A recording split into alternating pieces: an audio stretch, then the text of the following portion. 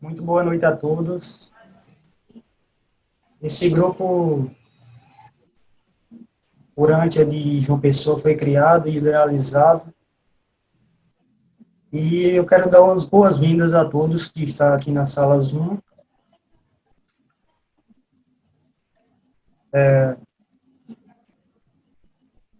As boas-vindas, seja muito bem-vindo, bem-vinda.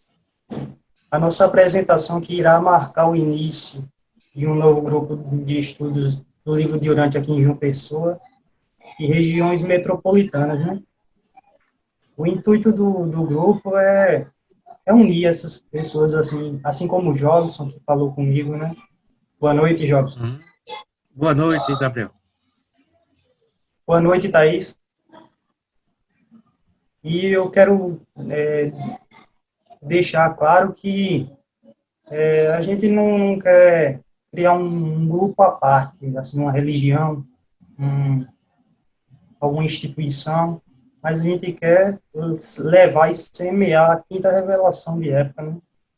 Que é o livro de Urântia.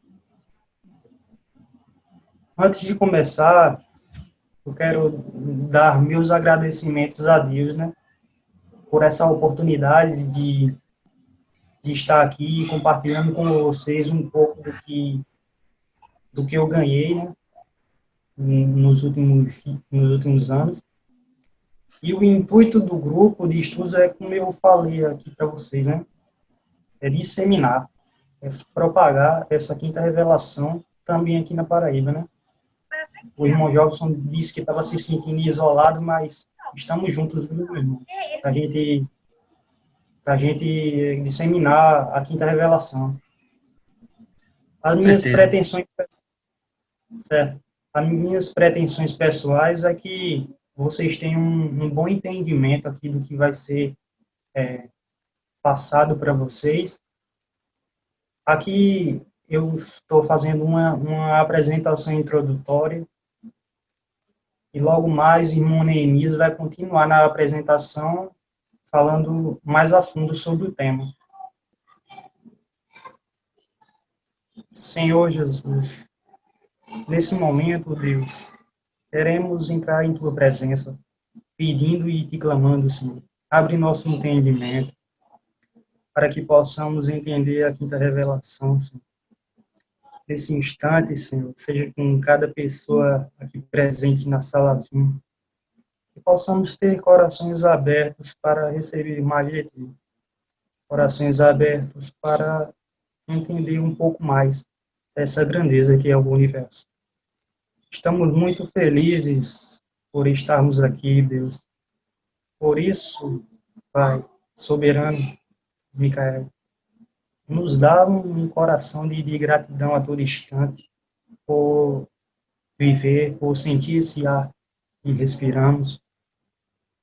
Quero desejar a você que tá nessa sala Zoom que você tenha um bom entendimento a todos.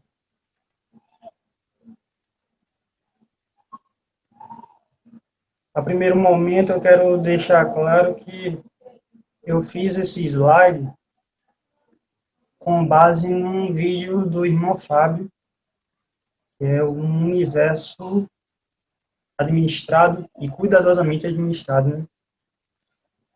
Vocês depois seguem lá, se inscrevem no canal de irmão Fábio Urante. Ele tem vídeos muito inspirados. Eu vou falar agora sobre o vídeo dele, né? Um universo cuidadosamente administrado e habitado. Você acredita em vida inteligente fora deste planeta? Eis a questão. Você que está aqui pela primeira vez, através dessa sala Zoom, como é o caso de Thaís, né? Minha convidada, minha namorada. E eu quero fazer essa pergunta, né? Você acredita em vida inteligente fora deste planeta?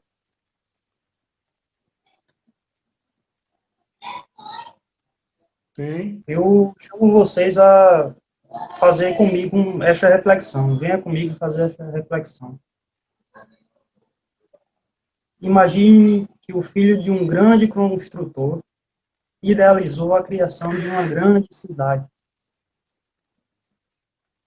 Ele também, sendo um ótimo engenheiro, projetou toda a infraestrutura aos mínimos detalhes.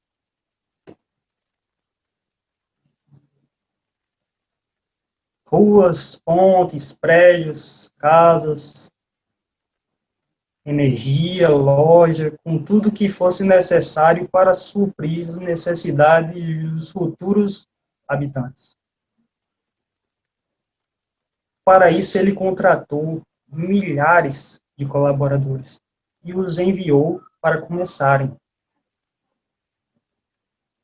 Após muito tempo, concluiu-se a grande obra e, pouco a pouco, começaram a chegar os primeiros moradores, ocupando várias casas, mas ainda faltavam outras várias para se ocupar. E também enviou milhares de outros colaboradores para ajudarem na administração e manutenção dessa maravilhosa cidade. Pensai em Deus primeiro como um criador, depois como um controlador e finalmente como um sustentador infinito. O pai deste engenheiro tem ainda muitos outros filhos engenheiros.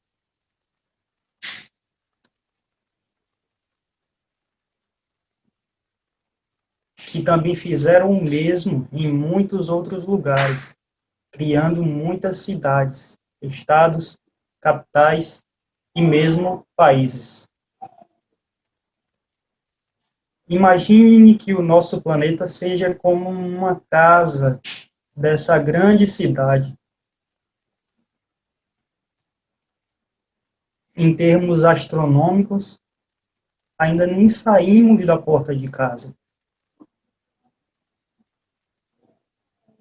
O fato do homem ainda não ter encontrado outros irmãos de outros planetas não quer dizer que não haja.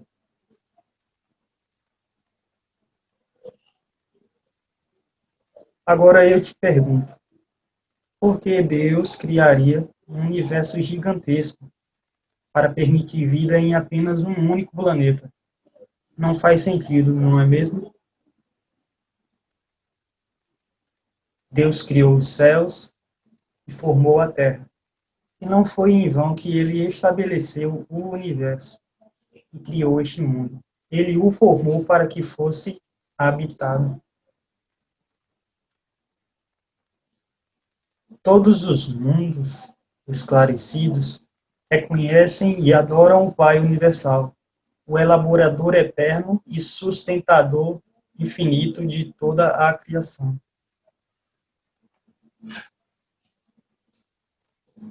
O livro de Urântia é uma revelação especial para nosso planeta, escrito por nossos irmãos mais velhos, enviados por ele. Venha descobrir esta fonte de verdade, beleza e bondade. Aí eu quero abrir esse parênteses para falar um pouco do livro de Urântia, né? Que foi um livro que eu descobri, assim, eu acho que faz uns 6 anos, e foi um livro que eu, quando vi o sumário, irmãos, eu me emocionei, porque como um livro poderia englobar todos os todos os aspectos, história, filosofia, ciência, física, de uma maneira tão coerente, né, quanto o livro de Urântia, a Quinta Revelação, né? Aí eu aconselho que vocês leiam Thaís, que está pela primeira vez na sala Zoom, que você possa ler o livro de Urântia, entrar no grupo, para que o seu entendimento acerca das verdades, acerca do querer de Deus, seja mais claro, entendeu? Neemias, você quer falar mais um pouco assim acerca do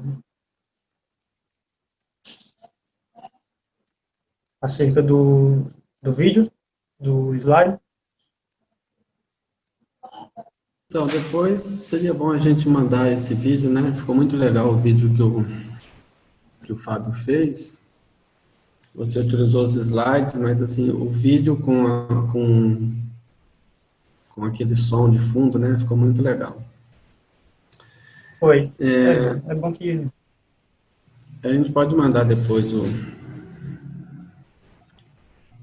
vídeo pro pessoal aí, se alguém quiser. Então, quando o Gabriel falou sobre essa ideia aqui, a gente queria fazer um evento assim de inauguração por conta do grupo que está nascendo, né? Esse grupo aí de estudo na Paraíba.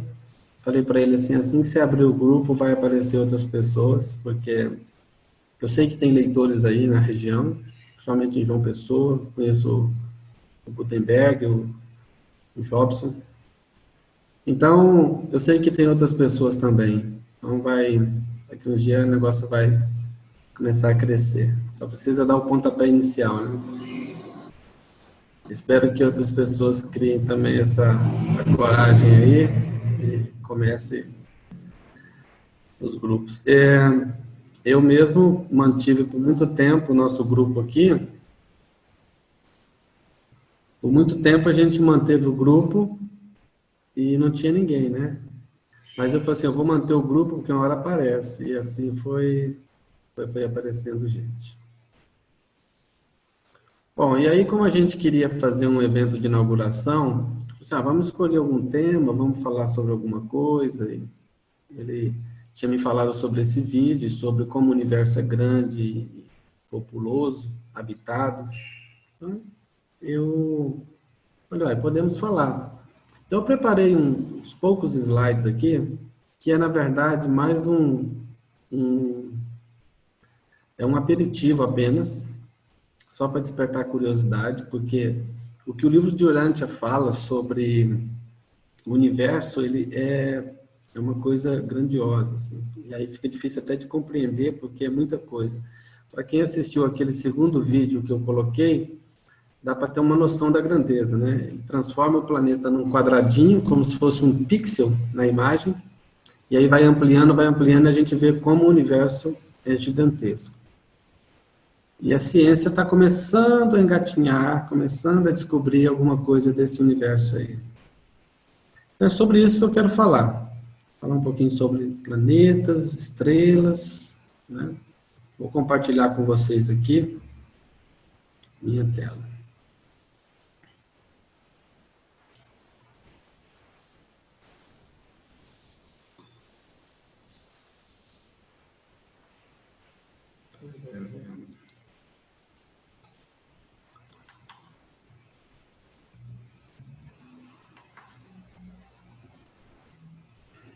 Desligar esse monitor aqui do lado, senão eu vou ficar toda hora olhando para a esquerda aqui. Deixa eu ver se vocês vão ver aí. Conseguem ver?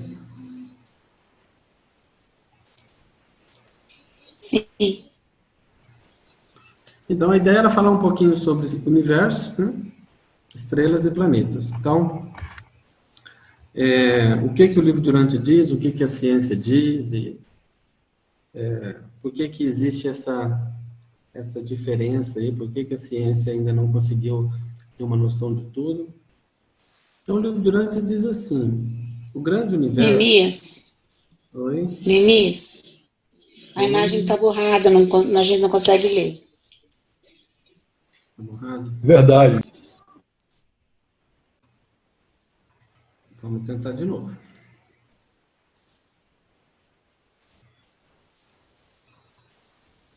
Peraí, eu já sei o que é. É porque está otimizando o vídeo e não está otimizando a imagem. Agora tá assim. Agora tá bom, né? Vai aparecer essa tarjazinha preta aqui, porque eu não sei o que acontece, mas sempre aparece. Agora vocês estão vendo, né? Então, o livro de Durant, ele fala que o universo, vou fazer um apanhado bem rápido aqui, e eu quero falar de uma forma o mais simples possível. Para quem já leu o livro, talvez, vai falar assim, nossa, Daniel está passando muito raso, né? Tá muito superficial, mas a ideia é fazer um apanhado geral muito rápido. O livro de Durant diz que no centro de todas as coisas, isso aqui é só um corte, né? Um corte da imagem, porque a imagem, vocês devem imaginar que esse aqui faz um círculo completo aqui, esse aqui também faz um círculo completo, e assim por diante. Então, no centro de todo o universo, no centro de todas as coisas, estaria o paraíso, e ao redor do paraíso, 21 esferas sagradas. São 7 esferas dedicadas ao Pai, 7 esferas dedicadas ao Filho, e 7 esferas dedicadas ao Espírito Infinito, que são as 3 pessoas da Trindade. É o paraíso. Ao redor do paraíso, nós temos, então, 1 bilhão de mundos. Essa imagem, esses círculos borradinhos aqui, é para tentar mostrar que existem 1 bilhão de mundos aqui. Né? Se alguém quiser fazer pergunta, pode interromper a qualquer momento, tá? Só ligar o microfone e falar. Além desse universo perfeito, de 1 bilhão de mundos, nós temos, então, 7 superuniversos aqui ao redor.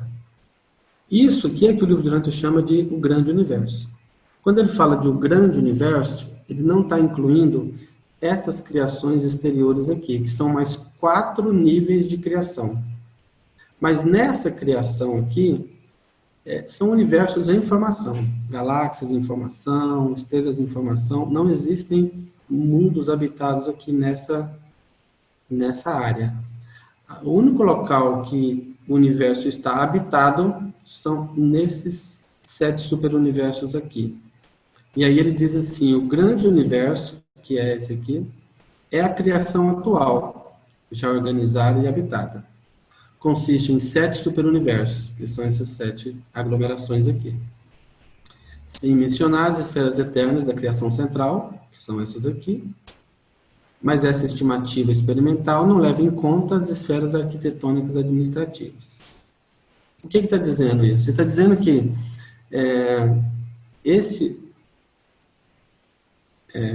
esse superuniverso, eles compõem 7 trilhões de planetas aqui. Planetas como o nosso. 7 trilhões. Então é um número muito grande.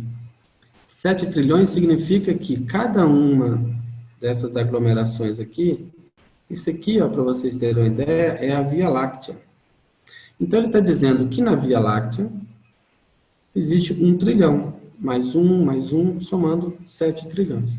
Ou existe, ou está destinado a existir, ou seja, está em fase de criação. Eu vi que o pessoal escreve aqui no chat, mas vocês podem perguntar, viu? Porque eu não vou conseguir, deixa eu ver aqui, eu não consigo abrir o chat. Legal. Beleza, mas se tiverem dúvida, podem perguntar. Então, vamos continuar. Então, são 7 trilhões de universos, 7 trilhões de planetas, distribuídos nos 7 superuniversos. E apenas no nosso superuniverso, 1 trilhão de planetas. E aí a questão é a seguinte.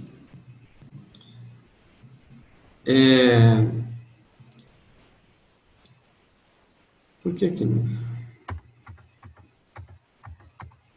Estou me perdendo aqui. Diz ainda, o livro diz ainda aqui, que praticamente todos os reinos estelares que são visíveis a olho nu no nosso planeta, ou seja, quando a gente olha para o céu e a gente vê essas estrelas aí no céu, praticamente todas essas estrelas que a gente vê, elas pertencem à Via Láctea, o que a gente vê a olho nu. Então, assim, para ver além da Via Láctea, a gente precisa de instrumentos. E aí a ciência já desenvolveu alguns desses instrumentos, que eu vou falar um pouco mais à frente. Então, o vasto sistema estelar da Via Láctea, ele representa o núcleo central de Orvonton, que é o 7º superuniverso, que eu falei. Aqui também tem uma imagem que mostra uma representação gráfica também desses 7 superuniversos.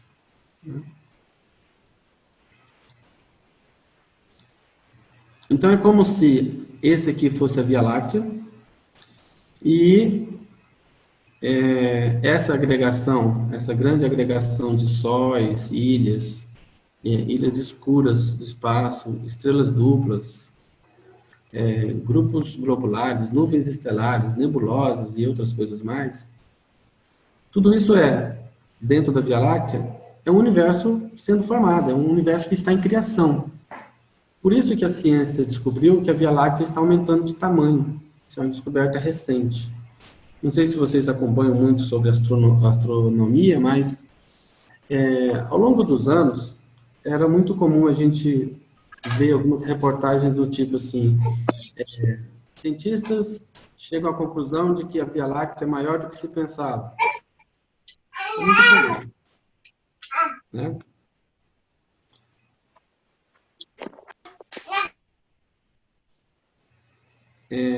Alguém com o microfone aberto aí. Eu já verifiquei aqui. Se alguém precisar falar, pode habilitar o microfone e aí depois, assim que terminar, desabilita, só para a gente não ter ruído. Forma um grupo com o formato de um relógio alongado, aproximadamente circular, que é 1/7 do grande universo. Bom, agora o que a ciência diz? Esse aqui eu estava falando um pouco do que o livro Durante diz, mas não é muito para quem se interessa pelo assunto, fala assim, mas a Via Láctea não tem 1 trilhão de estrelas. Né? A Via Láctea, de acordo com a ciência, contém 400 bilhões de estrelas. E o livro Durante diz que tem 1 trilhão de estrelas. E aí? Por que tem essa divergência? Eu entendo que a ciência ela está sendo construída ainda. Né? E que ela tem evoluído nos últimos anos, ela tem descoberto muita coisa, todo dia se descobre coisas novas sobre o universo. Eu estava comentando aqui no começo da nossa conversa que, recentemente, a NASA divulgou um estudo que diz que descobriram um universo paralelo. Gente, a ciência não vai descobrir só um universo. O livro Durante fala de 700 mil. Então, com o tempo, as coisas vão começar a se encaixar e se aproximar mais do livro Durante. Por que se aproximar mais? Porque ele estava muito mais distante. Em 1934, quando o livro Durante foi escrito, a ciência não sabia nada, não sabia nem da existência de planetas fora do sistema solar. Em 1934, nem a NASA existia. Né? Então, assim, considerando que o livro Durante já fala tudo isso que eu estou falando aqui, ele fala desde 1934, numa época que nem o telescópio Hubble havia sido criado. O Hubble é de 90, foi lançado, né? O telescópio Hubble, que foi aquele que revolucionou a astronomia, porque ele conseguiu tirar foto distante, né? Aqui, os nossos telescópios presos na Terra, ele tem muita dificuldade, porque tem a obstrução natural da atmosfera, né? Tem o giro da Terra, tem muitos aspectos aí que impedia que a gente conseguisse fotografar universos distantes. O Hubble é que começa, então, a tirar essas fotos mais longas. Então, tem um estudo recente que diz assim, ó, que a galáxia em que habitamos já é bastante grande, mas o estudo mostra que sua parte visível, pelo menos a parte visível, está dizendo aqui, está aumentando de tamanho lentamente, na medida que as estrelas se formam em seus arredores. Significa que a Via Láctea está em expansão. É por isso que a ciência vai descobrindo cada vez mais que a Via Láctea é maior do que se pensava. Cada vez que a gente amplia a nossa capacidade de fotografar mais distante, descobre que a Via Láctea é maior ainda do que se pensava. Então, eu fui dar uma pesquisada sobre como é que a ciência foi descobrindo essas coisas, né? Porque, veja, em 1946, eles conseguiram fazer a primeira detecção de um campo magnético. Por que isso foi importante naquela época? Veja que o livro de Urântia já falava todas essas coisas em 1934. E em 1946, assim, os primeiros passos da ciência, da astronomia, consegue detectar um corpo através do campo magnético que ele tem, que ele emite. Isso é importante por quê? Porque, assim, muitas vezes o objeto está lá e a gente não consegue ver.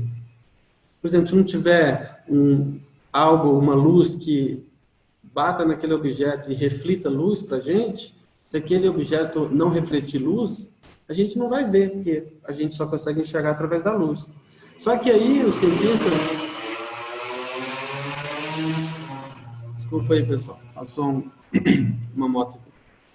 Então, por que foi importante essa descoberta do campo magnético? Porque agora, mesmo aqueles objetos que estão escuros e que a gente não consegue ver através de fotografia, coisa assim, dá para identificar o campo magnético dele e identificar a massa, né, o tamanho do objeto e assim por diante. Então, aqui começam as primeiras descobertas espaciais, estelares. Tem muitas outras coisas acontecendo ao longo desses anos aí, mas eu peguei só alguns pontos principais. Por exemplo, em 61, é a primeira vez que o homem consegue lançar uma nave tripulada por uma pessoa, né?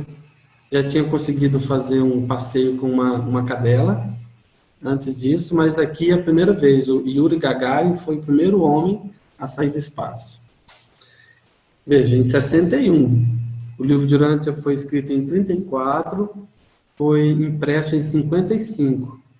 Em 61, a gente começa, então, a dar os nossos primeiros passos fora da Terra. Em 65, eles conseguem, através de um equipamento, eles conseguem detectar a fonte de raio-x. O que é isso? Eles conseguem identificar o corpo não mais pelo campo magnético, agora através do raio-x. Raio-x é uma frequência, né, que é emitida pelo objeto, e através dessa frequência eles conseguem identificar.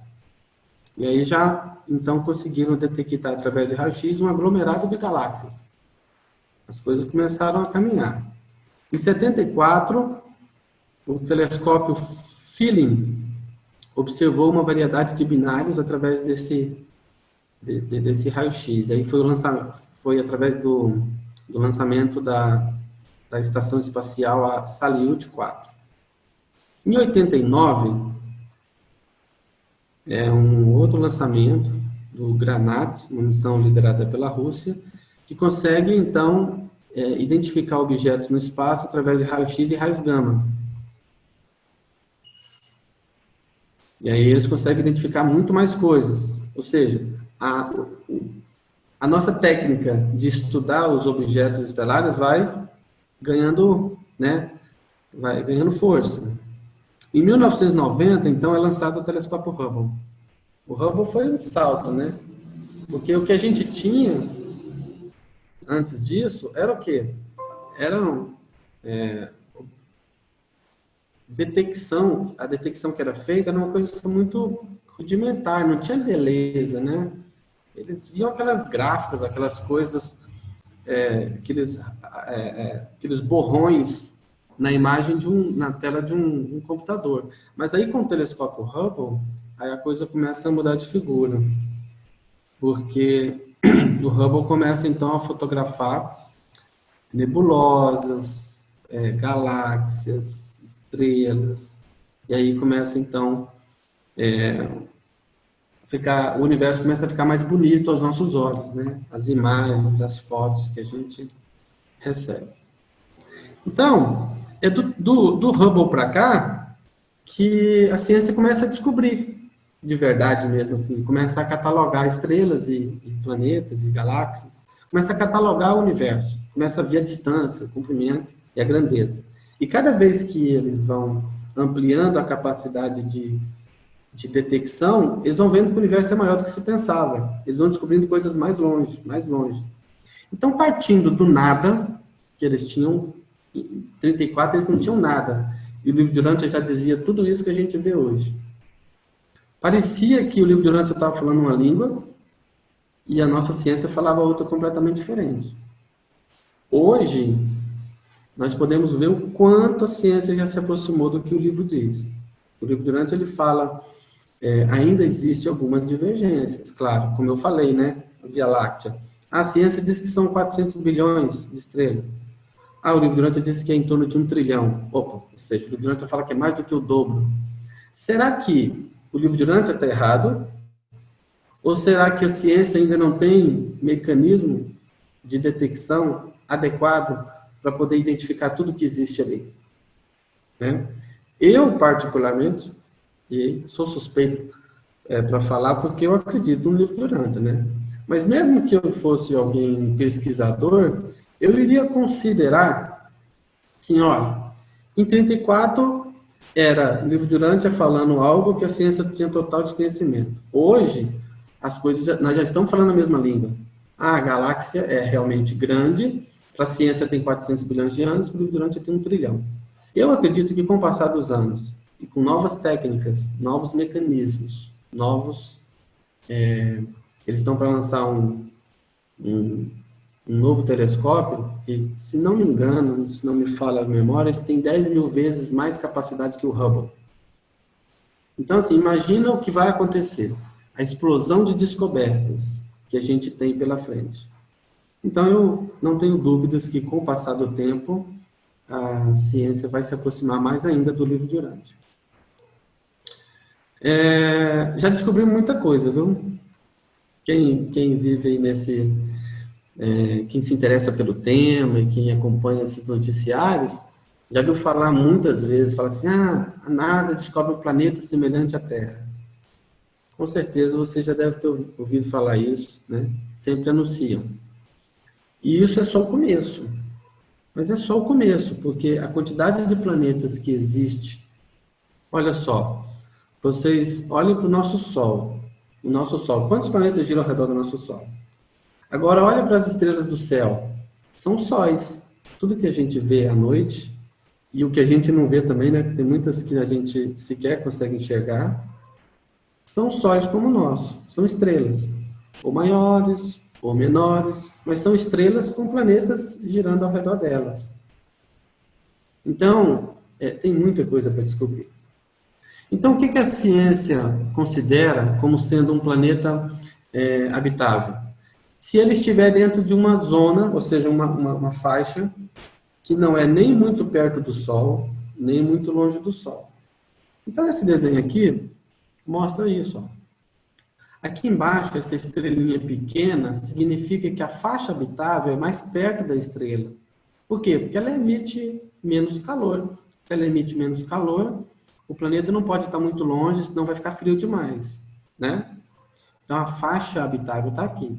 De acordo com que aumenta a estrela, a faixa habitável já é um pouco mais distante. Ó. O nosso Sol, né? Aqui ele está colocando o Sol como 1, aqui o dobro do Sol, aqui a metade do nosso Sol, em relação ao tamanho, né? Massa.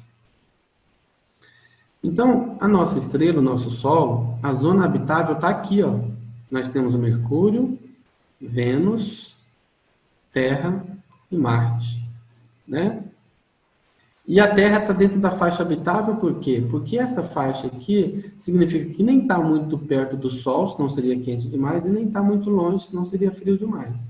Mas de acordo com que aumenta o tamanho da estrela, a zona habitável já é um pouco mais distante, não pode ser na mesma direção.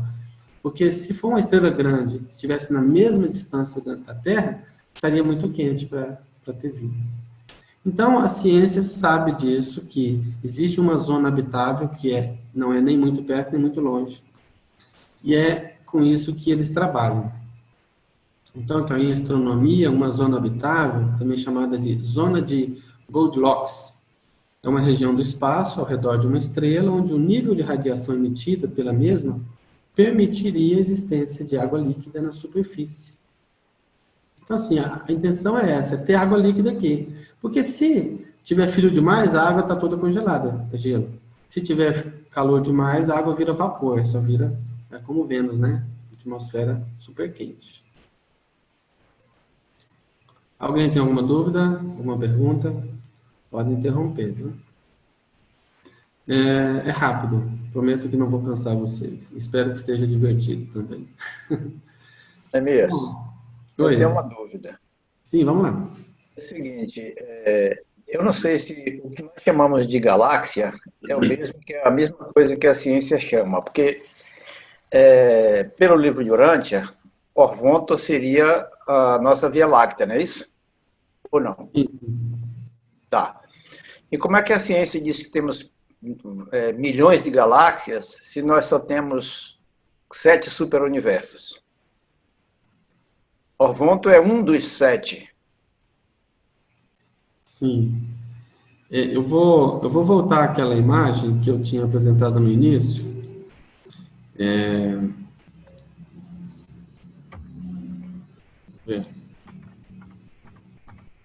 Aqui, ó. Vou voltar essa imagem aqui.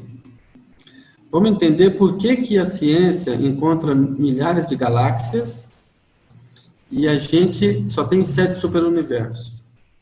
O que a gente precisa entender é o seguinte: primeiro aspecto, nós estamos na Via Láctea, nós estamos na periferia da Via Láctea. Então, o nosso planeta está aqui onde está meu mouse aqui, ó, tá vendo? Tá. Aqui, ó. Onde está o mouse aqui. Aqui está o nosso planeta Urântia. Então, quando os nossos astrônomos fiscalizam o céu, o que eles veem? Eles veem a Via Láctea aqui, e eles veem aqui, por exemplo, galáxias próximas, como, vou só chutar, como Andrômeda, por exemplo, que eles chamam de galáxia irmã, muito semelhante à nossa. Mas o que eles veem mais é esse anel de criação aqui e talvez o posterior. Não sei se vocês conseguem chegar aqui. Mas o que eles veem mais é aqui. O livro de Urântia fala que só que nesse segundo anel de criação, aqui, ó, o primeiro, na verdade, só aqui é o equivalente a 70 mil vezes o que tem aqui. Então, aqui, isso aqui tem 7, aqui é 70 mil vezes 7. Então, imagina, seguindo nessa proporção, se daqui para cá é 70 mil vezes, se daqui para cá for 70 mil vezes isso, e daqui para cá for 70 mil vezes isso, então, o universo é uma coisa que realmente a ciência não consegue ainda alcançar a grandeza, a quantidade de galáxias. Isso aqui não são estrelas. Esses pontos, cada ponto de luz aqui, são galáxias, aglomerados de galáxias. Então, o que a ciência vê hoje é um aglomerado de galáxias espalhados aí, né? Que eles não conseguem ter uma noção exata. Essa representação também deve ser considerado o seguinte, que se a gente fosse fazer a arte seguindo a proporção real do que o livro diz, não seria possível fazer um desenho assim. Porque a proporção exata aqui é uma coisa gigantesca. Se a gente colocar isso aqui na proporção correta, a gente não consegue colocar os 7 superuniversos no desenho. Então, assim, isso aqui é como se esse núcleo aqui tivesse ampliado para a gente conseguir representar graficamente. Então, não é uma representação fiel à proporção da grandeza. É uma licença, né, feita para que a gente possa conseguir ter acesso a essa arte. Você entendeu mais ou menos o que eu quis passar? Assim, a forma como eu vejo, né? Deu para entender um pouco. Agora, uma dúvida que eu fico com relação à astronomia, exato, a astronomia vê a nossa galáxia, é que como é que ela vê a nossa galáxia ela estando nela? Porque você só consegue ver se estiver fora dela. Mas eu não sei, é outra história, né? Assim, todas as fotos que você vê na internet. Que isso? Só um minutinho, pessoal. Eu estou me chamando aqui. Dá um minutinho. Fiquem conversando aí, eu já volto.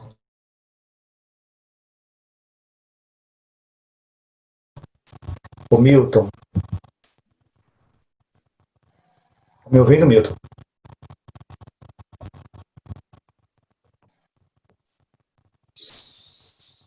Eu estou te ouvindo, Luciano. Não sei o Milton. No caso, eu entendia que, no caso da nossa Via Láctea, seria o nosso universo local, não seria, não? Ao invés do sétimo superuniverso? Eu também entendi assim, porque o nosso superuniverso é muito grande para a gente conseguir ver do outro lado. Então, para mim, a proporção é essa, entendeu? Para mim, acho que tem uma confusão de conceito do que é a galáxia para nós e galáxia dentro do livro de Urântia. Eles apropriaram o termo galáxia para representar uma coisa. Só que a gente ainda representa de uma maneira diferente, pelo que a gente consegue ver até agora. Então, para mim, realmente é isso. Para mim, o que a gente consegue ver é só uma partezinha do nosso universo local mesmo. Assim. Eu acho que às vezes nosso universo local já é muito grande para a gente conseguir ver daqui. É o que eu penso, assim, eu não sei. Eu entendi assim. Eu entendo que o universo local seja a própria Via Láctea. Diz que a nossa Via Láctea, ela fica no núcleo central de Orvonton. Se ela fica no núcleo central e ela é no exterior da própria Via Láctea, dá a entender realmente que, ao invés de ser Orvonton, é o universo local. Então, eu entendo assim que o nosso universo local, ele fica assim ali na periferia, né? Na periferia do nosso superuniverso. E a nossa galáxia, que é a Via Láctea, que nós conhecemos, é o centro de Orvonton, do nosso superuniverso. Então, ela é só o centro. Então, é interessante que a capital de Orvonton, né, ela fica no centro da nossa galáxia, da Via Láctea, mas nós estamos na periferia. Eu acho que o nosso universo está ali na periferia. Então, é só parte, né? O Orvonton é bem maior. O nosso superuniverso de Orvonton é bem maior que a nossa galáxia. Então, é essa a dúvida. Se ele é bem maior que a nossa galáxia nossa galáxia não é Orvonton. Não, ela é só o centro de Orvonton, do nosso superuniverso. Viu, Neemias? Estava falando que eu entendo que a nossa galáxia, que nós conhecemos, né, que os cientistas conhecem, é o centro, né, de Orvonton. Então, acho que o Orvonton é bem maior. Né? Não. Então, eles não conseguem ver além de Orvonton. Eles estão vendo dentro do próprio Orvonton, fora da nossa galáxia, mas dentro de Orvonton. Não. Nós estamos na Via Láctea e nós estamos em Orvonton. Isso é fato. Sim. Isso. E nós estamos na periferia da Via Láctea. E estamos na periferia de Orvonton. Então você acredita que a nossa galáxia é Orvonton. Não, mas a nossa galáxia é o centro de Orvonton, não diz no texto? Diz o texto. Só que quando você vai fazer o estudo, a gente descobre que a ciência, por exemplo, já descobriu que a Via Láctea, ela tem microgaláxias satélites. Ela não é só o centro, né? Nós temos o centro da Via Láctea e outras mini-galáxias satélites que também fazem parte da Via Láctea. Então, acho que assim, é uma questão um pouco de nomenclatura. Da gente entender que a Via Láctea, ela é igual ao nosso sistema solar. O Sol, na verdade, que a gente chama de mão mátia, não é só a estrela. É a estrela e seus planetas, que ele arrasta seus planetas junto com ele. Então, assim, a Via Láctea, ela tem outras galáxias menores que orbitam ela e que a soma disso, o núcleo da Via Láctea e essas galáxias vizinhas que orbitam a Via Láctea formam Orvonton. E isso é uma coisa que fica um pouco em dúvida no começo, mas quando eu fui ver isso aí, eu vou mostrar para vocês entenderem, porque fica todo mundo assim com aquela carinha, peraí, Neemias, não é isso não. Deixa eu ver aqui se eu acho aqui.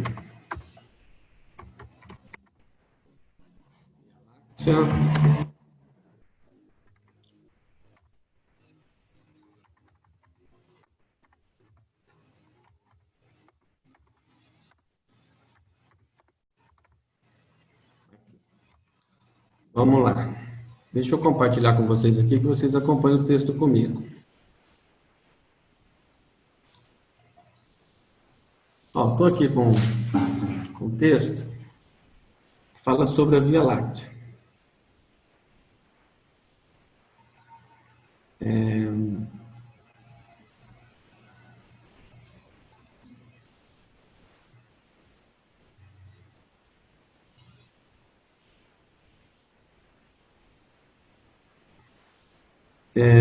O sistema de Satânia, ao qual a gente pertence, né, de mundos habitados, está muito afastado de Uversa. Ou seja, o sistema, precisamos anotar alguns fatos aqui. Por exemplo, sabemos que o sistema no qual a gente pertence está na Via Láctea, certo? Todos de acordo? O nosso planeta está na Via Láctea. Isso a gente tem que bater esse martelo para a gente entender essa questão. Então, assim, o sistema Satânia está muito afastado de Uversa, ou seja, está na periferia, né? Não está no centro. E daquele grande agrupamento de sóis que funciona como centro físico ou astronômico do sétimo superuniverso.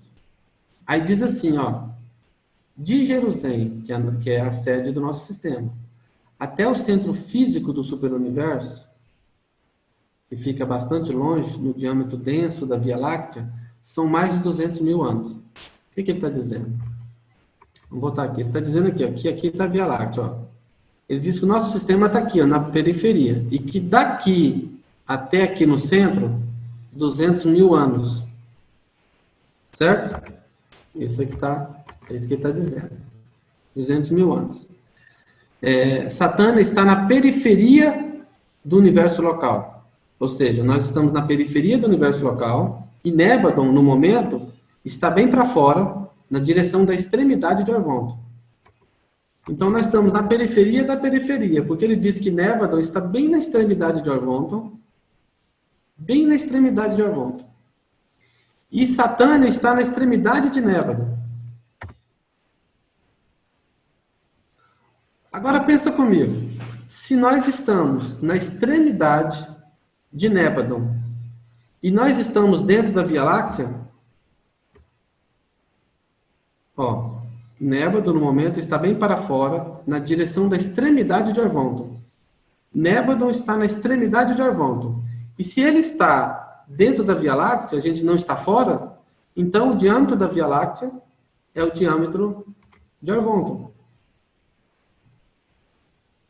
Conseguiram pegar ou não? Não, tem uma parte aqui que fala, que acho que esclarece também isso que você falou. Aqui no 15.3.1, não sei se foi esse que você colocou, que diz assim, o vasto sistema estelar da Via Láctea representa o núcleo central de Orvonton, indo até muito adiante das fronteiras do vosso universo local. Isso aí também está dizendo isso. Está dizendo assim que a Via Láctea ela vai até a extremidade de Orvonton.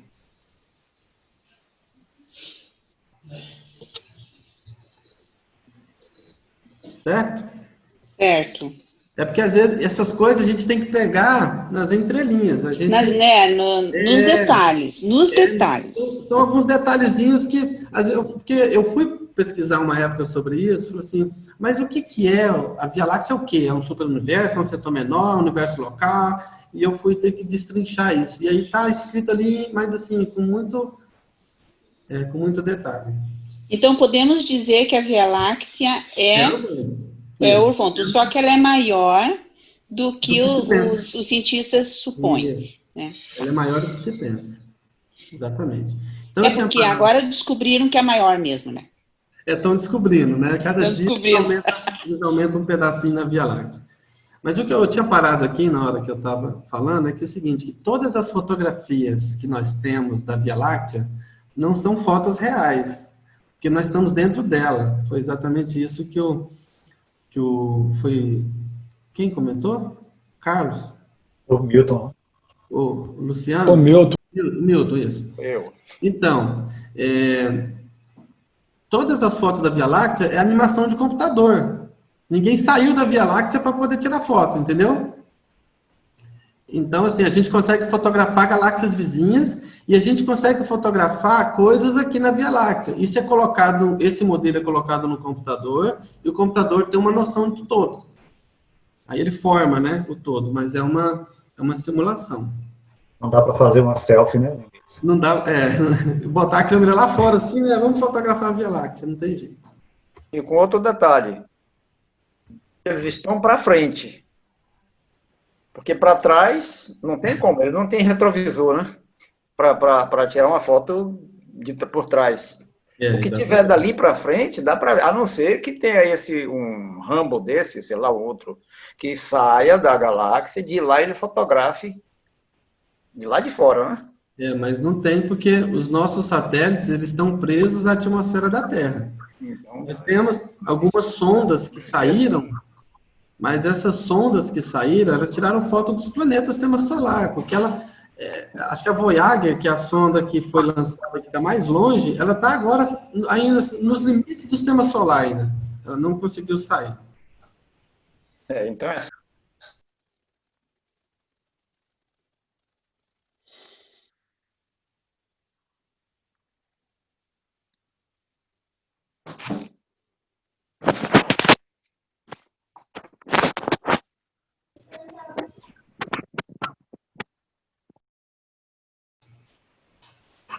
Bom, então vamos continuar. Deixa eu compartilhar de novo aqui. Deixa eu ver onde é que eu parei.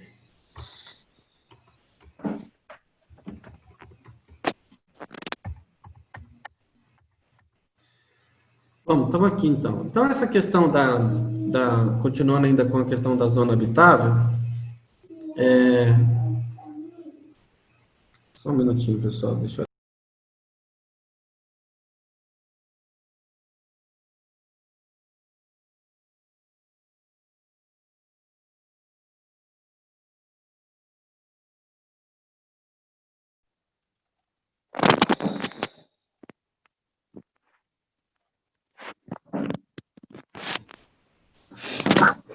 Então, com relação a essas descobertas que nós temos aí, deixa eu ver aqui, tem alguém com o microfone aberto?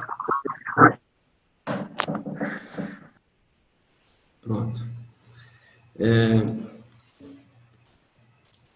Depois que a ciência começou a fotografar esses planetas, essas estrelas e tal, ela já conseguiu catalogar muita coisa.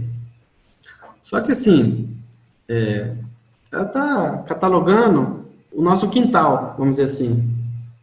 Isso aqui é nada menos do que o quê? O nosso sistema aqui, porque só no nosso sistema de planetas, que é o sistema de Satânia, são 619 mundos habitados. Só no nosso sistema, 619 mundos habitados. Ou seja, a quantidade de estrelas que ela já fotografou, planetas e catalogou é muito pequena, ou seja, a ciência está fazendo um catálogo do que a gente tem aqui no nosso quintal. Pessoal, peço que mantenha o microfone desligado para a gente não ter ruído, porque às vezes não tem ruído aí, mas o áudio do que a gente fala volta, entendeu? Por isso que isso deve desligar. Esses mundos habitados é vida inteligente, não é isso? Isso, vida inteligente, habitada por seres humanos, dotados de racionalidade, seres humanos que eu digo, né, dotados de humanidade. Entendi. Então, assim, existe uma lista aí de algumas, uma quantidade de estrelas. Tem até na Wikipedia tem lá, estrelas catalogadas. Aí você vai ter a lista completa lá de tudo que a ciência catalogou e botou nome, né? Além do sistema solar, né, numa lista que eu peguei, tinha 56 sistemas estelares conhecidos, a uma distância de até 16 anos-luz, só que isso aqui é antigo porque já teve, isso aqui já foi ampliado, né? Algumas estrelas fundem hidrogênio, né? E tem algumas anãs marrons também e as anãs brancas. Não vou entrar muito nisso aqui, depois vocês podem pesquisar, vamos ganhar tempo, né? O que é o exoplaneta? Exoplaneta é assim, todo planeta que não é um planeta do sistema solar, não faz parte do sistema solar, ou seja, ele orbita uma outra estrela, é chamado de exoplaneta, ou planeta extrasolar. Então, até 4 de abril de 2020, ou seja, essa lista foi atualizada agora, em 2020, eles tinham conhecimento de 4.241 planetas fora do sistema solar. Né? Em 3.139 sistemas, porque às vezes você tem estrela que tem mais de um planeta. 691 sistemas tem mais de um planeta. E tem mais 4.920 planetas candidatos, né? Quer dizer, esperando confirmação. Porque tudo isso, como eu disse lá no início, como é que eles identificam isso? Está muito longe. Eles identificam assim, ó. Eles conseguem identificar o campo magnético, se aquele objeto emite raio-x ou raios gama, e aí eles conseguem identificar. E como a estrela, ela ofusca, né? A estrela brilha muito, é como você acender uma vela durante o dia. Você não vê o brilho da vela, né? Por quê? Porque a luz do Sol é muito mais potente. Então, quando o planeta está ali girando ao redor do Sol e você está tentando fotografar o planeta, ele não aparece na imagem. Por quê? Porque a luz da estrela é muito mais forte e ofusca. Então, a técnica que eles têm é o seguinte: quando esse planeta passa na frente da estrela, ele gera uma sombra, uma deformação na imagem da estrela. Então, eles ficam lá, filmando aquela imagem, fotografando aquela imagem. De repente, aparece um ponto passando na frente daquela estrela. Eles identificam isso e aí eles conseguem, então, estudar esse planeta. É uma coisa muito, assim, eu imagino que seja complicado de fazer, né? Mas é através desse sistema que eles conseguem identificar planetas. E aí, planetas até distantes, né? Então, até a década de 90, como eu disse, nenhum planeta, né, havia sido descoberto. Por quê? Porque não tinha tecnologia para isso. E veja o que o Durant já dizia, em 34. E agora a ciência vai só se aproximando, né? Então, de acordo com que eles foram ampliando e foram fazendo telescópios melhores, hoje eles conseguem identificar, estudar, né? Só que a maioria desses planetas que eles descobrem são planetas que não têm condição de vida. São planetas ou frio demais, ou quente demais, e não têm as condições que nós consideramos como condições para ter vida, ou seja, ter água líquida. Isso, para a ciência, é assim, olha, para ter vida tem que ter a água na forma líquida. Mas é possível também que exista vida, e vida adaptada a planetas um pouco mais quentes, um pouco mais frios. A gente não sabe também. Isso é porque a gente utiliza a nossa forma de vida como referência. Tem esse aspecto também. Mas existem aqueles planetas que são muito parecidos com o nosso, né? Tem planetas que são muito grandes e acaba sendo considerado não apto para a vida. E aí, de vez em quando, eles detectam algum planeta que é parecido com o nosso. E eu fiz uma lista aqui de 5 planetas parecidos com a Terra que foram descobertos recentemente. Esse aqui é o Gliese 581. Gliese 581 é o nome da estrela. Aí eles vão colocando o planeta A, B, C, D. O planeta D está numa posição dentro da zona habitável, né? E por isso é considerado um planeta apto à vida. Ele está a aproximadamente 20 anos-luz daqui. É o terceiro planeta descoberto no sistema, na época, quando foram descobrindo, né? Esse foi o terceiro que foi descoberto. Ele é 6,9 vezes o tamanho da Terra. Então é chamado de superterra, porque ele parece com o nosso planeta, tem água líquida na superfície, mas é considerado, chamado de superterra por conta do seu tamanho.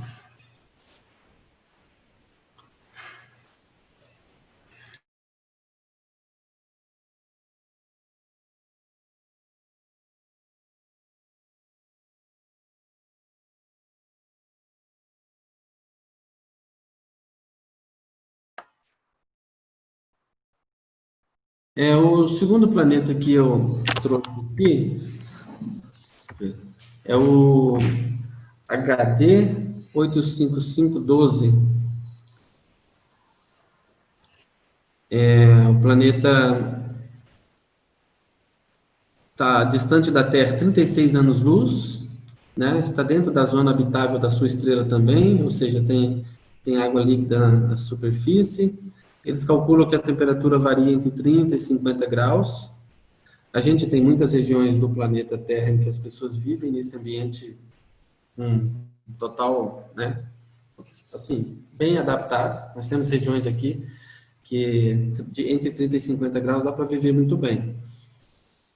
Né? Então é mais um planeta candidato a ter vida, de acordo com a NASA. Esse outro planeta que eu encontrei aqui é o planeta Kepler 22b. Ele está a 620 anos-luz da Terra. Você vê que interessante, longe pra caramba, né? Aqui eles já fotografaram longe, dependendo das condições, descobriram esse aqui. E também está dentro da zona habitável da sua estrela. O Ross 128b é um planeta do tamanho da Terra, também está dentro da zona habitável, ele está orbitando uma anã vermelha, está perto da gente, né? Perto assim, falar que 11 anos-luz é perto, né? 11 anos-luz é equivalente é o tempo que a luz leva para sair de lá e chegar até aqui. Então, leva 11 anos. Então, a luz que essa estrela, a estrela Ross 128, a luz que sai dela, para ser captada pelo nosso telescópio aqui, ela leva 11 anos. Né? Então, pra vocês terem uma noção da distância. O nosso Sol, a luz que sai do Sol para chegar na Terra, leva 8 minutos. Então, para vocês terem uma noção da distância. Ele é 35% mais maciço que a Terra, recebe 38% mais fluxo solar do que a Terra. Mas também acredita-se que ele tenha água líquida na sua superfície. E por último, eu vou... Ô, Neemias. Oi, faltou um aqui. Diego. Desculpa interromper só um pouquinho.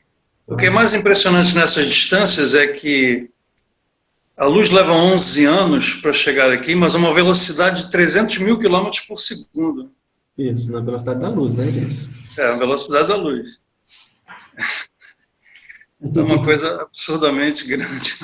É longe. Mas é isso. Em termos astronômicos, não é nada, né? É um piscar de olhos. Se a gente considerar o tamanho do universo, isso é perto, né? Verdade. Por isso que o livro de Urântia fala assim, existe um planeta perto de vocês deveriam estar bem interessados na vida desse planeta e tal. Assim, mas esse perto, esse perto pode ser 11 anos-luz, né? Exato. Considerando o tamanho do universo, a estrela mais próxima a ter vida, né? Pode ser 11 anos-luz, por que não? Bom, o quinto, que eu tinha passado sem querer, que é o Próxima Centauri B, é a famosa estrela Próxima Centauri, que acho que todo mundo já deve ter ouvido falar, até os filmes exploram muito, né, de viajar até a Próxima Centauri, porque está a 4,2 anos-luz da Terra. Então é próxima mesmo, né, por isso que é chamada de próxima. Está dentro da zona habitável, né, é o exoplaneta conhecido mais próximo do sistema solar. Então, de todos que eles descobriram, esse aqui é o mais próximo. E é bem parecido com a Terra. Então, A ciência sonha um dia, se por acaso, né, conseguir dominar a navegação interestelar, quem sabe um dia, se a Terra se tornar inabitável, eles possam mudar para um planeta similar. Essa é a ficção científica que a gente vê no cinema. O livro de Urântia, assim, eu entendo que isso não é possível de acontecer, porque seres materiais não conseguem viajar a altas velocidades. Quanto mais você aumenta a velocidade, você aumenta exponencialmente o atrito e a força contrária. Então, a cada vez que você aumenta a velocidade, se torna infinito não, mas assim, a proporção do que você tem que gastar de energia para conseguir aumentar a aceleração é muito grande. Então, assim, quanto mais rápido você está, mais energia você precisa para acelerar. Então, chega um ponto que a gente chega no limite de aceleração. Seria como ter energia infinita para conseguir chegar nisso. Bom, eu trouxe um último slide aqui, que são alguns planetinhas aí, uma listinha, que são potenciais, são exoplanetas com potencial de vida, né? São potencialmente habitável. E aí, o tamanho, esse aqui é só para a gente fazer comparação de tamanho. Olha o tamanho da Terra aqui, o tamanho de Júpiter, que é um gigante, né? Júpiter é enorme, e o Marte, que é pequeno, menor que a gente. E os planetas que são potencialmente habitáveis, eles estão aí dentro desse tamanho próximo da Terra. Um pouco maior aqui, um pouco menor ali, mas estão todos aqui. Não são planetas gigantes como Júpiter. Vocês conseguem imaginar em Júpiter, para você conseguir ficar em pé em Júpiter? A gente não ia conseguir ficar em pé em Júpiter. A gente seria esmagado pela força gravitacional, porque quanto maior a massa do planeta, maior a força gravitacional. É por isso que os homens saltavam na Lua, quando a gente vê aqueles vídeos na Lua, eles saltam, demora a cair no chão. Ups. Por quê? Porque a Lua é tão pequena que a força gravitacional dela, a atração dela é pequena. Então os corpos quase que flutuam ali, por ser uma esfera pequena. Mas Júpiter, por exemplo, é um gigante. A gente seria esmagado. Eu creio que até os órgãos internos seriam esmagados por conta da força gravitacional de Júpiter. Então, é importante que o planeta não seja muito grande. O livro de Urântia fala isso também. Fala que nos planetas pequenos, os seres humanos que habitam esses planetas, eles são mais longilíneos, assim, mais altos e magros, né? Aquela coisa mais fina. Já os planetas maiores, que têm uma força gravitacional maior, os seres humanos eles são mais baixinhos e mais parrudos, assim, para suportar essa pressão gravitacional. Ô Luiz, só uma dúvida. Você quando fala seres humanos, por exemplo, tem seres que são bem diferentes, pelo que o livro de Urântia explica, é bem diferente a morfologia deles, enfim. Se caracteriza seres humanos também? Seres humanos, eu considero como seres humanos aquelas criaturas dotadas de vontade, habitadas pelo ajustador do pensamento. Então, não importa a morfologia, né? Se esse ser é dotado de um ajustador do pensamento, ele seria um ser racional, ele é capaz de acessar os 7 espíritos ajudantes da mente e fazer decisões morais, então ele é um ser humano. Independente do planeta, né? Entendi. Pessoal, eu disse que eu não queria cansar vocês, eu acabei demorando demais, mas a ideia é um aperitivo, é para vocês ganhar gosto pela coisa e começar a estudar astronomia pelo livro de Urântia. Porque cada dia que a ciência descobre coisas novas, ela se aproxima do livro de Urântia. E ela partiu do zero, o livro de Urântia já tinha apresentado todas essas coisas para a gente. E aí, do zero, ela foi engateando, descobrindo, e ela vai se aproximando do livro. Então, eu fico imaginando que daqui a um tempo, com esses novos telescópios que serão lançados, a gente vai ter muito mais descobertas, novos universos vão se apresentar, vão descortinar aí para a gente, e vai se assemelhar ao que o livro diz. E aí eu fico aberto aí, quem quiser fazer pergunta, comentário, questionamento, fica à vontade. Da minha parte está terminado. Eu não sei se você comentou, Neemias, mas há um tempo atrás, os astrônomos falavam que até descartavam a possibilidade de haver outros planetas, né? Em redor às estrelas. Eles não tinham, assim, não tinham como comprovar. E então eles descartavam a ideia, né? Achavam que era só o nosso planeta que é habitado, quer dizer, até hoje, muitos acham que é só o nosso planeta que é habitado. Mas que não existia outros planetas ao redor das estrelas, até que, acho que foi em 1990 que começaram que descobriram, né? Em 90, com o lançamento do telescópio Hubble, aí começou a fotografar coisas mais distantes, porque os nossos telescópios eram presos no alto das montanhas, né? Nós temos ainda hoje observatórios que eles colocam em locais estratégicos, locais que dá menos incidência de nuvens, locais altos, para poder escapar um pouco do brilho da cidade e conseguir fotografar estrelas e as galáxias. Mas mesmo assim, não é a mesma coisa. Quando ele sai da Terra no espaço, o Hubble foi um salto gigantesco na astronomia, porque chegaram a fotografar coisas bem distantes. Tinha uma atmosfera entre a lente do telescópio e o sujeito, o objeto da observação. Isso mesmo. Eles fazem até esses observatórios no meio dos desertos por causa disso, né? Por causa da atmosfera límpida, né? Que não tem difração, refração, todos esses fenômenos físicos que distorcem as imagens, né? É verdade. E agora diz que os Por exemplo, chineses, né? A olho nu a gente já nota isso. Tenta olhar para o céu da cidade. Ou então você está na fazenda, no meio do mato, você olha para o céu, é outra visão. Não dá para ver nada. É isso aí. E parece que foi há pouco tempo atrás, eu não sei se você viu, Neemias, parece que teve até uma brasileira, estava dentro da equipe, calculando e tudo. Eles conseguiram fotografar um buraco negro. Parece que é isso mesmo, não foi? Sim, sim. O livro de Urântia diz também que existe um buraco negro no centro da Via Láctea, né?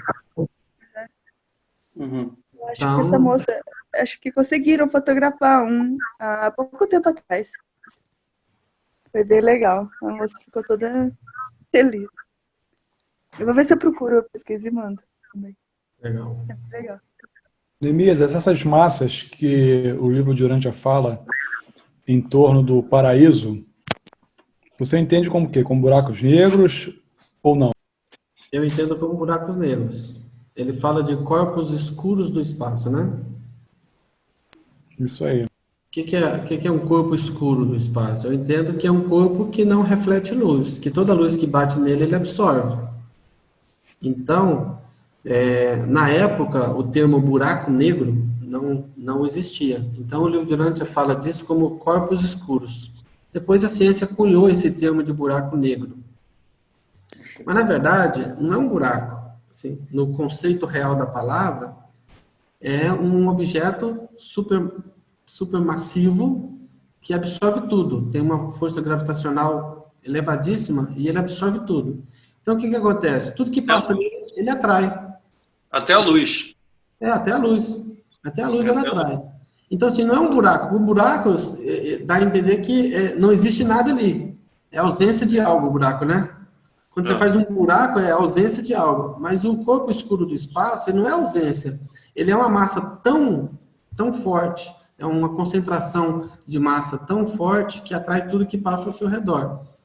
Então, o livro diz que ao redor do universo de Avona, existe um escudo, que é esses corpos escuros que absorvem tudo, e por isso que a gente não consegue ver o paraíso.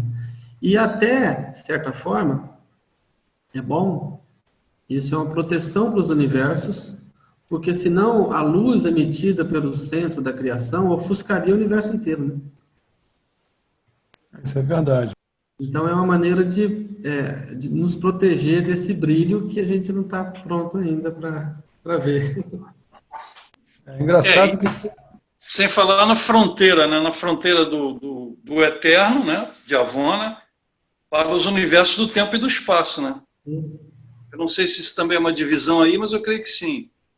Essa divisão física teria alguma coisa a ver também com essa tensão, essa concordância dessas duas realidades, né? Do eterno, de Avona, com o tempo e o espaço dos universos do tempo e espaço, né?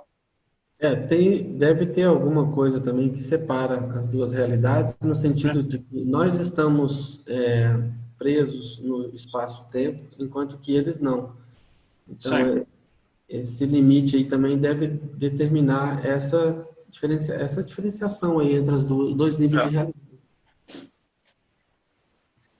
Agora, pegando aí o gancho dessas coisas, o desenho que coloca a Ilha do Paraíso, né, com o universo de Avona em volta, eu estava vendo um vídeo até americano, falando sobre a Ilha Central.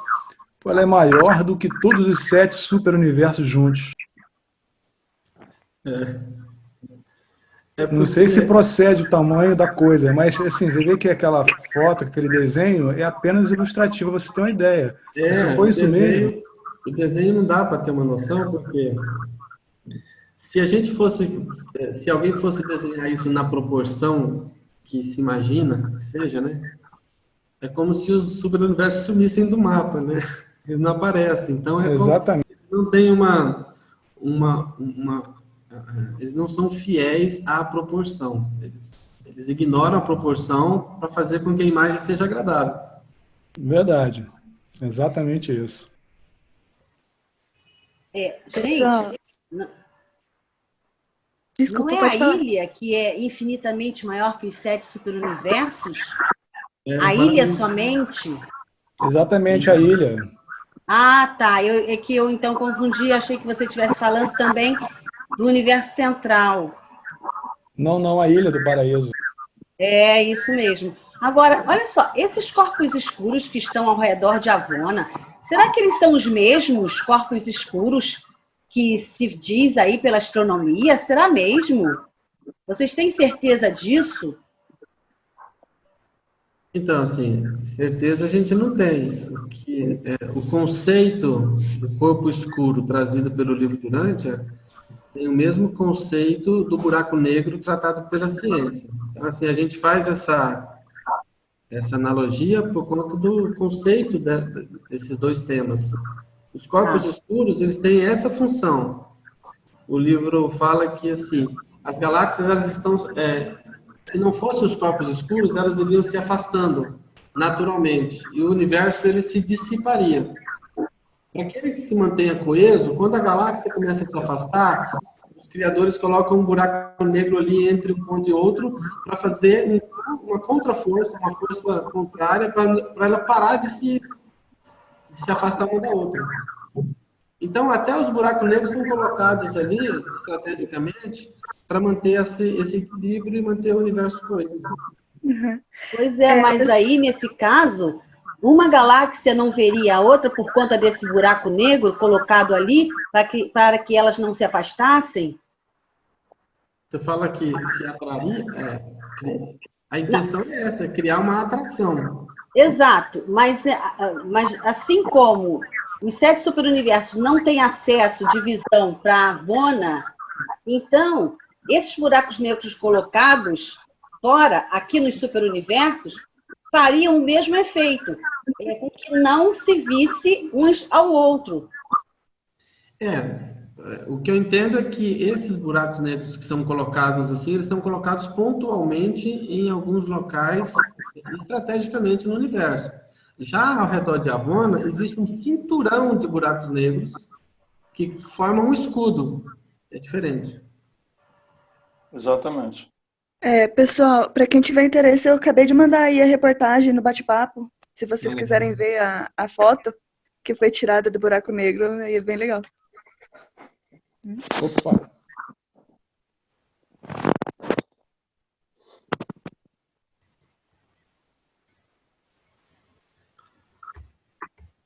Eu abri aqui, vou compartilhar rapidinho com vocês. Aqui a imagem. Não sei se dá para ver, mas é mais ou menos assim. Então, essa foto aí tá meio borrada, né? Com o passar do tempo, eles vão melhorar a técnica. É porque, assim, foi o máximo que conseguiram. Pelo que eu entendi, assim, porque tá muito, muito, muito longe. Então, assim, foi muitos cálculos, foi muita coisa para conseguir essa fotinha, mas eles conseguiram, né? Foi muito legal. É um avanço, né? É igual aquela primeira descoberta que eu apresentei lá, de 46, que eles detectaram o primeiro objeto pelo campo magnético, né? Você pensa assim, isso não é nada, mas aquilo ali foi o primeiro passo que foi avançando, e hoje a gente já consegue essas fotos incríveis aí do universo. Assim, eu não li a reportagem, mas essa luz em volta, o buraco negro, seria para se ter uma ideia de que ele existe, ou isso aí foi realmente foto? Conseguiram capturar? Eu também não conheço a história da foto. Eu li, eu vi a reportagem, mas não estudei a fundo.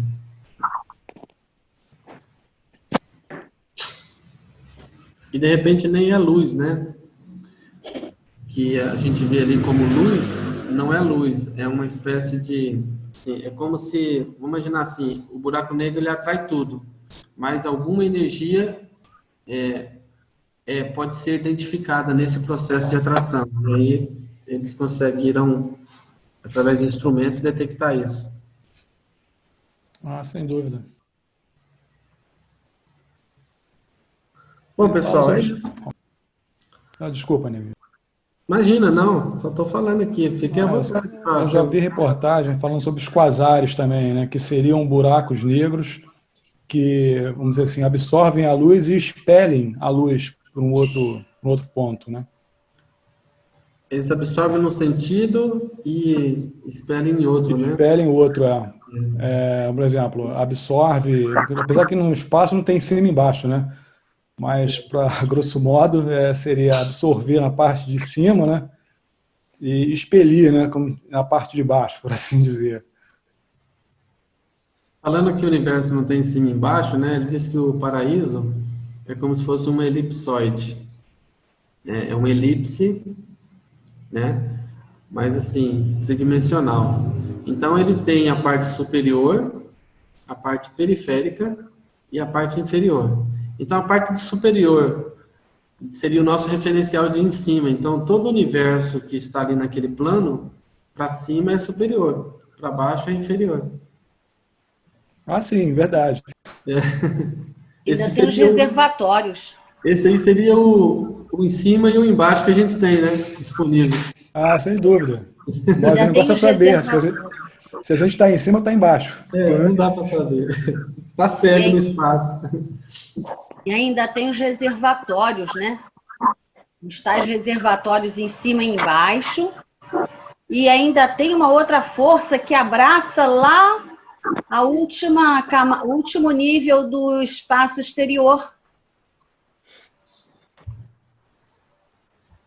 Então, o livro diz que o universo, ele é como se fosse uma... Cruz de Malta. Cruz de Malta. Então, deixa eu ver se eu acho uma imagem aqui, para eu compartilhar com vocês.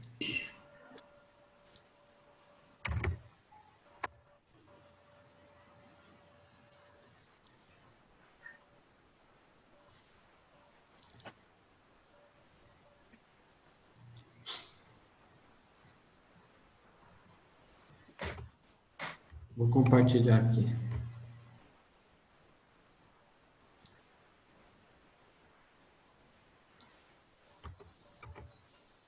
Então, é como se fosse isso aqui, ó. Se a gente fizesse um corte, assim, a gente veria como se fosse uma cruz de Malta. Por quê? Porque em um certo momento do universo, ele expande no sentido longitudinal, então ele expande aqui, está expandindo para cá, em todas as direções. E está contraindo a parte de cima, né? Então ele expande no sentido longitudinal, enquanto contrai no sentido latitudinal. Depois de 1 milhão de anos, 1 bilhão de anos, ele inverte o processo. É como se estivesse respirando. Então ele infla nesse sentido, contraindo no sentido vertical e inflando no sentido horizontal. Depois ele muda o sentido. Ele vai contrair no sentido horizontal e vai expandir no sentido vertical. Então é isso que a ciência olha hoje, ela vê o universo se expandindo. E aí, erradamente, eles interpretam assim, bom, se o universo está se expandindo, houve um certo momento que esse universo estava todo contraído em um único ponto. E aí eles chamam isso de Big Bang. Aí houve um momento em que tudo se expandiu. Mas não é porque houve um momento que tudo se expandiu. É porque hoje eles veem o universo se expandindo. Vai haver um momento que ele vai parar e vai começar a contrair. E aí a ciência vai imaginar... Oi? É um ciclo de expansão e contração. É uma respiração do universo. Ele fala isso mesmo. Aqui em cima está aqui, ó, o ciclo de respiração. Tá vendo? Está aqui, ó. The cycles of space respiration. Então, assim, esse ciclo de respiração dura 1 bilhão de anos, ó. 1 billion durante a years. 1 bilhão de anos. 1 bilhão de anos. Então, assim, ele fica 1 bilhão de anos expandindo no sentido horizontal. A ciência está vendo isso. E aí ela imagina que haver um momento que ele vai voltar. E quando voltar, ele vai voltar, o universo volta aí para aquele ponto inicial de novo, do Big Bang. E aí essa teoria é furada porque eles não têm essa ideia de que é um ciclo de respiração, que vai até um ponto, volta até um ponto, aí depois dilata de novo até um ponto, contrai, e continua assim. Aliás, é uma coisa curiosa, Neemias, que a única religião evolucionária do planeta que fala sobre isso, que tem um conceito muito semelhante, é a hindu, né? Que fala da respiração de Brahma, né? É verdade. É como se o universo fosse esse organismo vivo que está respirando. Inspirando e expirando. É. Perfeito.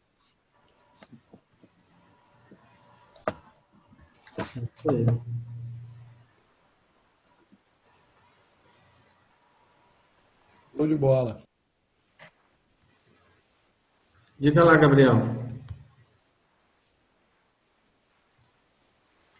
Neemias, eu quero agradecer a participação de todos aqui na sala Zoom, através desse grupo que a gente idealizou, né, eu e o irmão Neemias. Eu quero agradecer a todos e dizer que foi uma honra participar e agradecer primeiramente a Deus por nos conceder essa oportunidade, né, de falar de maneira tão profunda sobre o universo. E o livro de Urântia como é coerente, né, em todos os aspectos, né? Perfeito. Muito bom. Então, pessoal, vocês estão convidados, se vocês quiserem, né? A gente, toda quinta-feira, a gente vai ser um grupo de estudo, né? E aí, vamos ver aí qual que é o tema que o pessoal vai se interessar e a gente vai começar a estudar aqui. Vai ler, estudar, discutir. É um grupo de estudo. Não vai ser apresentação como foi hoje, não. Foi só um aperitivo, só para a gente quebrar o gelo inicial e depois a gente vai começar mesmo a leitura e o estudo. Como eu coloquei no grupo do site UAB, vai ser quinzenal esse encontro que a gente vai ter. Quinzenal, daqui a 15 dias, né? Aí vai cair, deixa eu ver aqui a data.